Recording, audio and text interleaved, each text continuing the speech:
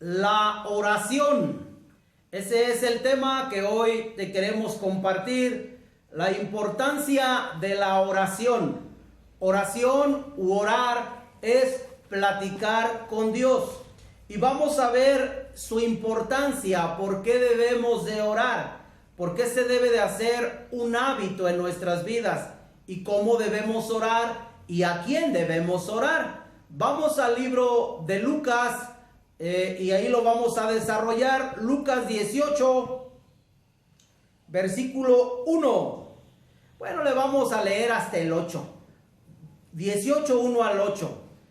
Estamos ahí en Lucas y el Señor Jesucristo dijo: también les refirió Jesús una parábola sobre la necesidad de orar siempre y no desmayar, diciendo: había en una ciudad un juez que ni temía a Dios ni respetaba a hombre. Había también en aquella ciudad una viuda, la cual venía a él diciendo: hazme justicia de mi adversario. Y él no quiso por algún tiempo, pero después de esto dijo dentro de sí: aunque ni temo a Dios, ni tengo respeto a hombre, sin embargo, porque esta viuda me es molesta, le haré justicia, no sea que viniendo de continuo me agote la paciencia. Y dijo el Señor: oíd lo que dijo el juez injusto. ¿Y acaso Dios no hará justicia a sus escogidos que claman a él día y noche? ¿Se tardará en responderles? Os digo que pronto les hará justicia. Pero cuando venga el Hijo del Hombre, ¿hallará fe en la tierra?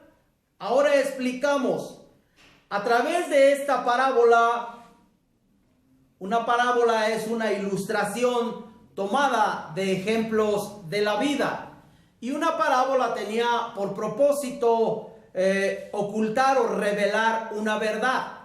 Recuerda que nuestro Señor Jesucristo le dijo en alguna ocasión a sus discípulos, cuando ellos le pidieron que les explicara una parábola, les dijo: explícanos a nosotros la parábola. Y él les dijo: a ustedes les es dado conocer los misterios del reino, pero a ellos no, porque aquellos no habían creído.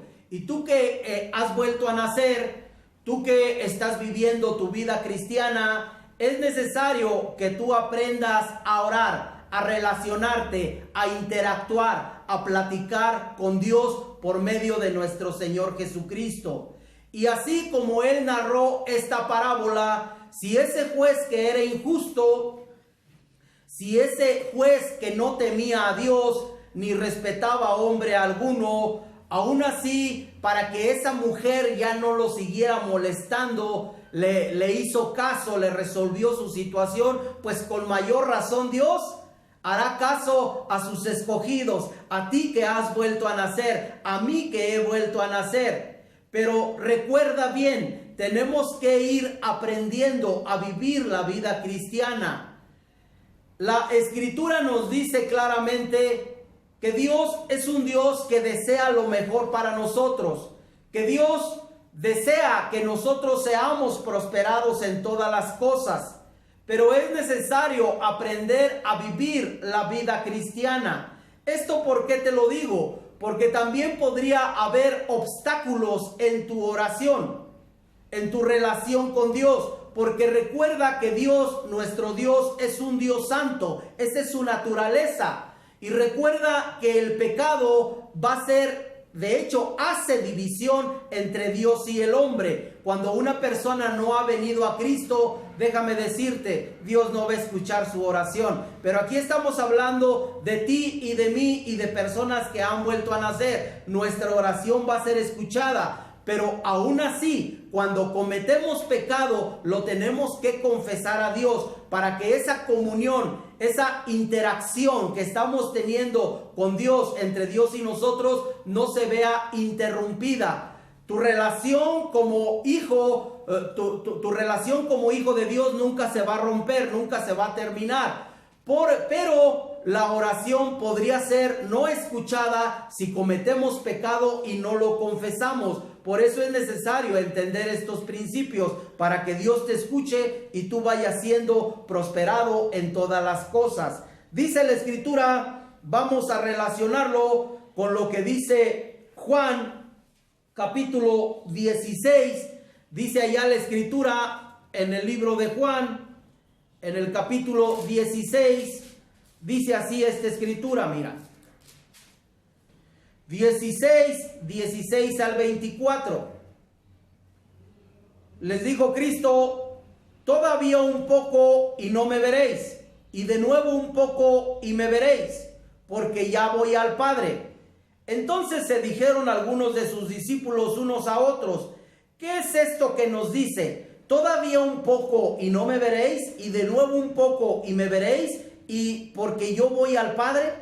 Decían pues, ¿qué quiere decir con todavía un poco? No entendemos lo que habla. Jesús conoció que querían preguntarle y les dijo, ¿preguntáis entre vosotros acerca de esto que dije? Todavía un poco y no me veréis, y de nuevo un poco y me veréis. De cierto os digo que vosotros lloraréis y lamentaréis, y el mundo se alegrará. Pero aunque vosotros estáis tristes, vuestra tristeza se convertirá en gozo. La mujer, pone un ejemplo, cuando da a luz tiene dolor, pero ha llegado su hora, pero después que ha dado a luz un niño, ya no se acuerda de la angustia por el gozo de que haya nacido un hombre en el mundo. También vosotros ahora tenéis tristeza, pero os volveré a ver, y se gozará vuestro corazón, y nadie os quitará vuestro gozo. En aquel día no me preguntaréis nada. De cierto os digo, que todo cuanto pidiereis al Padre en mi nombre, os lo dará. Hasta ahora nada habéis pedido en mi nombre. Pedid y recibiréis para que vuestro gozo sea cumplido. Nuestro Señor Jesucristo, ahora explicamos, les estaba hablando así, porque iba a llegar el día en que Él iba a ir a la cruz, iba a morir, y habría tristeza en ellos. Pero después que resucitara, su gozo sería mayor que esa tristeza que en cierto momento llegaron a tener. Por eso puso la ilustración de la mujer cuando va a dar a luz. Hay dolor, pero después que da a luz se olvida el dolor y ahora hay gozo porque ya tiene a su niño entre sus brazos. Y ahora tenemos gozo porque nuestro Señor Jesucristo resucitó y está en medio de nosotros por medio de su Espíritu. Y Él dice claramente en el versículo 24, en aquel día no me preguntaréis nada. De cierto os digo, que todo cuanto pidiereis al Padre en mi nombre, os lo dará. Pero fíjate cómo debemos de pedirle a Dios, en el nombre de Jesús, en el nombre de Jesús, no a otra persona, solamente en el nombre de Jesús. Te voy a explicar por qué. Esto fue algo que en mi vida espiritual me costó trabajo comprender en un momento, porque yo venía de otra religión, yo venía de la religión católica, y tú sabes bien, y lo que voy a hablar lo digo con respeto. En la iglesia católica se tiene por costumbre pedirle a Dios, pues por medio de Pablo, por medio de Juan, por medio de Pedro, por medio de María, por medio de muchos santos que tiene la iglesia católica, y esto lo digo con respeto. ¿Esto por qué lo hacen ellos? Porque ellos tienen por costumbre, es algo que respetamos abiertamente, lo vuelvo a repetir.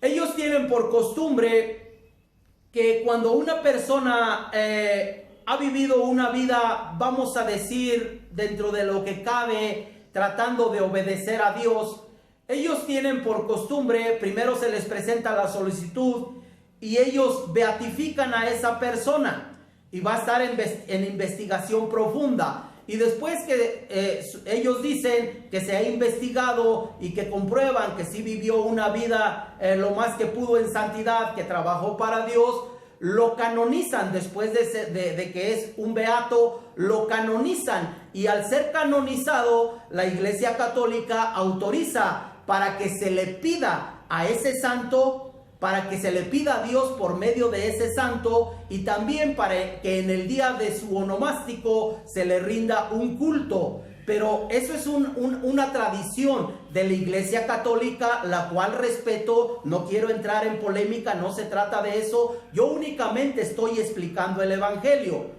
Y de ahí, de esa práctica, surge lo que se conoce como politeísmo. Poli, muchos; teo, dioses. Porque se le está dando atributos a esos seres humanos como si fueran dioses.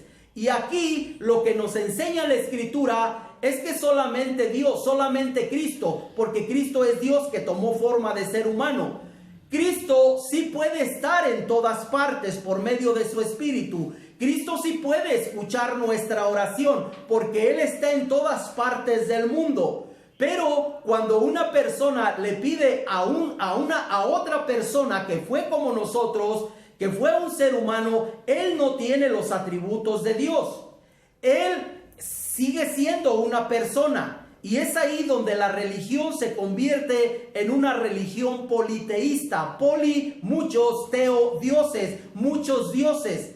Pero te lo aclaro, no estoy juzgando a nadie. Únicamente explico el Evangelio, por qué nosotros, y tú que has vuelto a nacer, ¿por qué nosotros únicamente le pedimos a Cristo? Porque es lo que dice Él a través de la palabra. No lo que diga yo, sino lo que dice la Biblia. Es por eso que nosotros somos cristianos, seguidores de Cristo. Nos sometemos a lo que dice Cristo y no a doctrinas de seres humanos. Con todo respeto. Dice la Escritura, el 24 nuevamente, 23 y 24, en aquel día no me preguntaréis nada. De cierto os digo, que todo cuanto pidiereis al Padre en mi nombre, os lo dará. En mi nombre. Hasta ahora nada habéis pedido en mi nombre. Pedid y recibiréis, para que vuestro gozo sea cumplido. Por eso, cuando entramos a orar, cuando platicamos con Dios, todo lo que le pedimos, decimos: Padre, lo que te estoy pidiendo, te lo pido en el nombre de tu Hijo Jesús. Porque Cristo es el único intercesor entre Dios y el hombre. Lo dice la Escritura, lo dice en Timoteo, vámonos para allá. Primera de Timoteo, capítulo 2, versículo 5. Dice aquí, ¿dónde me quedé?